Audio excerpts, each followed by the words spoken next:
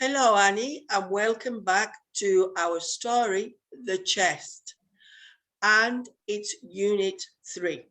So could you kindly read summary from the chapter 1 that we did a few weeks ago? Sure. All right. Chapter 1 review summary. Walter is an old man from Scotland. He is in Edinburgh on a mission. He has a picture of an old chest. There is a lock on the chest. 3 numbers are missing from it. Walter asks a man named David about the missing numbers. He says one number is on an object David has. David looks in his garage and finds something. He shows Walter an old necklace. There is a number in it. Walter tells David to remember the number inside the necklace. He gives David a letter. Then Walter leaves for Northern Ireland. So that's what happened in chapter 1 or Unit 1. Here goes chapter 2. Walter travels to Belfast. He visits a woman named Lucy. She lives in a large house. Walter tells Lucy about the chest. He asks her to remember a number. At last, Lucy remembers something. She shows Walter an old necklace. It has a number inside. Lucy has many questions. Walter doesn't answer them. He gives Lucy a letter and says goodbye. Lucy starts to read the letter. So this is where we left the story the last time that we were together. So off you go. All right, the chapter 3, London. At Belfast Airport, Walter bought food for the trip. What he really needed was a rest. He was getting tired. Then he remembered there was just one more person to meet. Then his mission was complete. Walter boarded his flight. Shortly after, he arrived in London. As usual, he got a taxi into the city. On the way, the taxi drove past the Tate Modern Art Gallery. Walter could see how big the art museum was. He asked the driver, "Have you ever been inside the Tate Modern?" "Yes, it's nice, but the art is very strange. It's very modern. Too many string patterns and colors. I prefer traditional art." Right, so this gallery actually exists in London, the Tate Modern Gallery.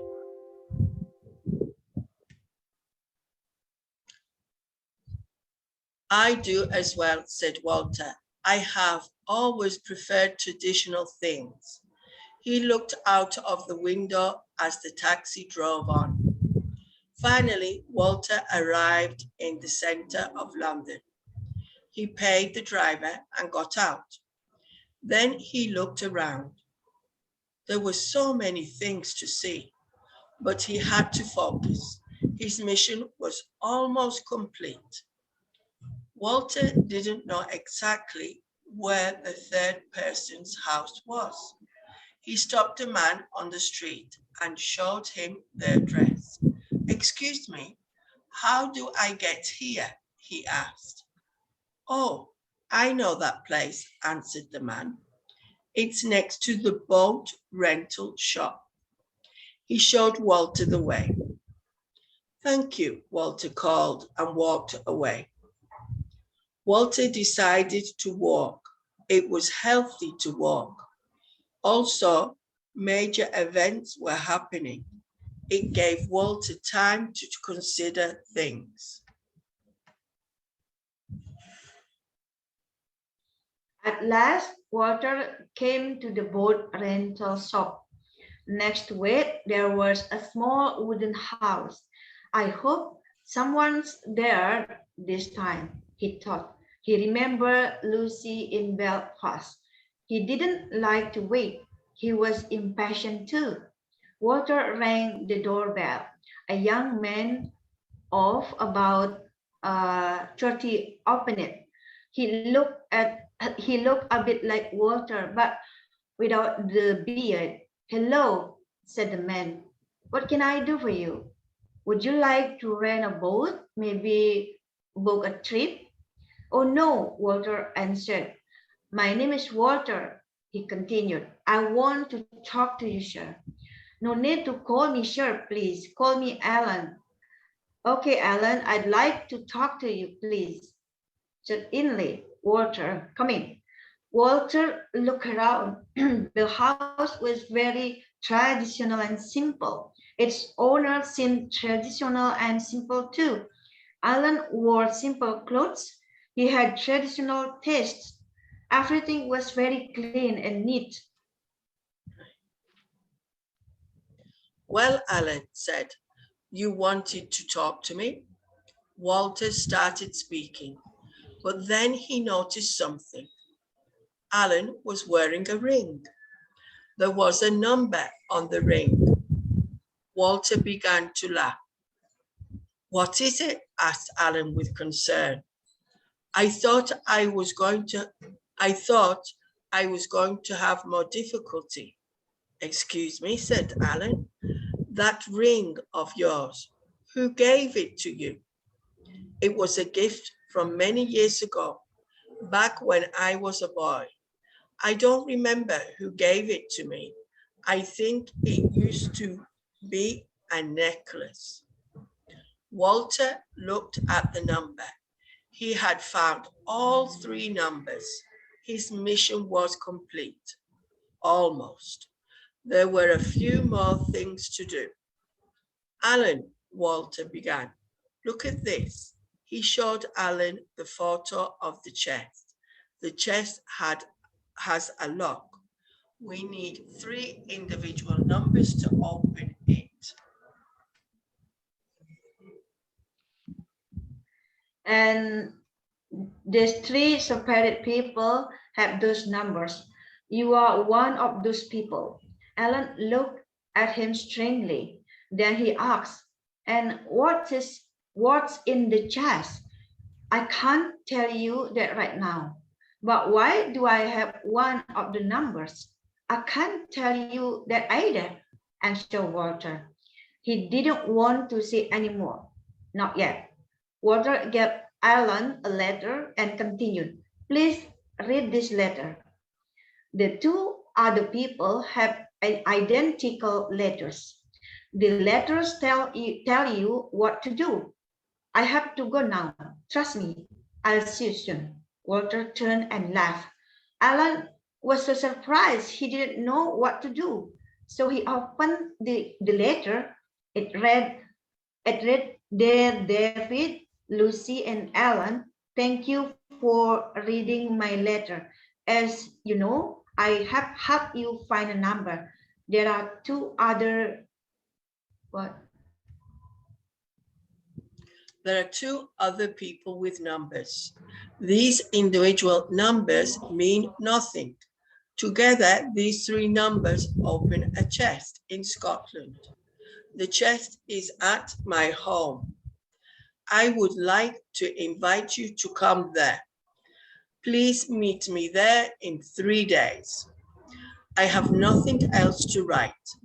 I request that you do not try to contact me. Soon you will know who I am. But today is not that day. Have a nice trip. Regards, Walter.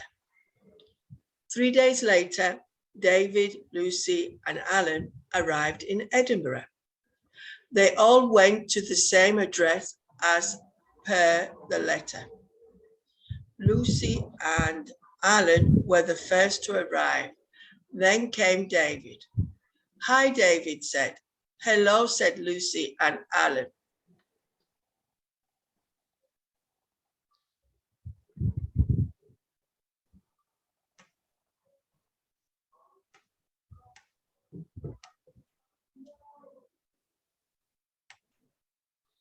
All three people paused for a few seconds.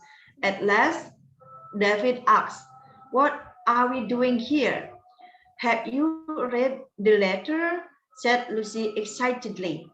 "Yes," the man answered. "But I have no idea what this is about," added David. "Well, let's go in and find out," said Lucy. She rang the doorbell. Walter opened the door. He was dressed nicely. After all, this was a very special event. "Hello," he said calmly. Then he invited them into the main and said, "Thank you for coming." The house was neat and simple. It was very traditional. Walter offered them tea, but no one wanted any. They were too excited. Finally, Walter smiled and said, "Follow me."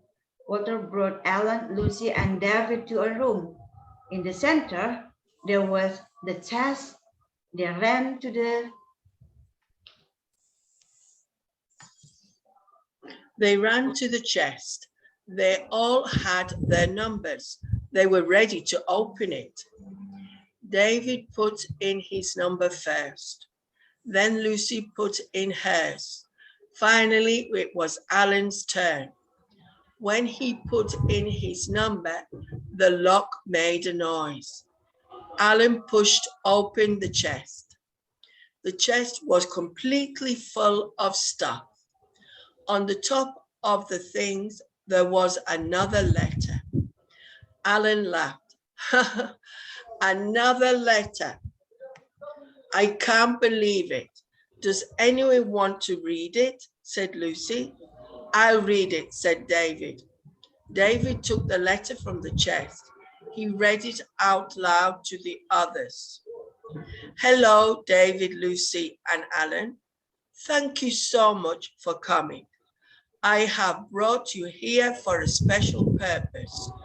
You all know that you were adopted.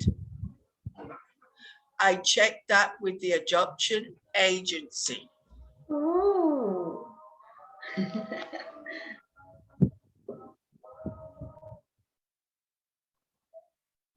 David's hands were shaking. "Oh, is that true for you guys too?" "Yes," said Ellen. "Me too." "Now read on, please," Lucy said. "The three of you, you are siblings. I'm your uncle. Your mother was my sister. She and your father died in an accident. It happened just after David was born. These are your parents' things. The necklace are from them as well. After the terrible loss of your parents, I was your only family left. I tried to keep us as a traditional family, but I couldn't care for a baby and two young children alone. I had to put you up for adoption. I didn't want to put you in a facility, but I wanted to be sure you had loving parents. I wanted you to have the best life possible. So I asked an adoption agency for help. Now that you are all adults, it is time. I wanted to tell you, you have more family than the ones you know.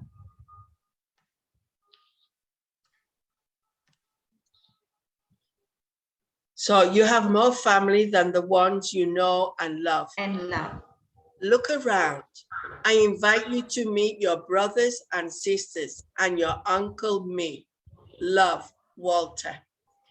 David, Lucy, and Alan looked at each other. Then they turned around. There was Walter, their uncle. He looked at them and smiled. "I have so much to tell you," he said calmly. Oh. Right. So what an unusual way to the end of the story. Off you go. Read the end of the story. Chapter 3 review summary. Walter travels to London.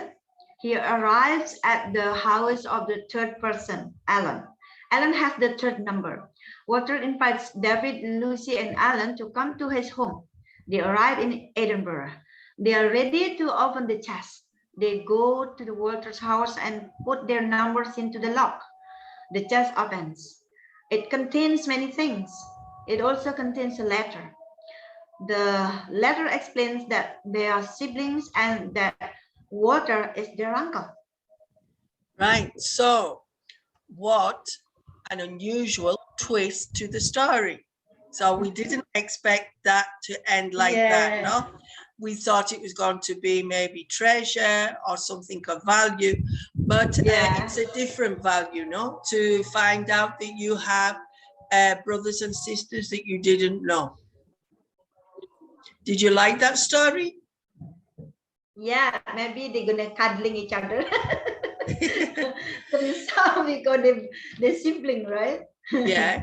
So this is for beginners. It's an easy story where the vocabulary repeats itself a few times to help beginners start to like to read a story. And how many siblings have you got? Me, I have 10, including me. 10 siblings. And I am the youngest one. You are the baby. And I have 4, including myself. And I am the eldest. We are 3 girls and 1 boy. Mm. I'm the eldest, then there is a girl, then a boy, then a girl. And they all live in England, except for myself. So Annie, I would like to say goodbye and thank you for your help reading the last chapter. Okay then, see you. Bye. Bye.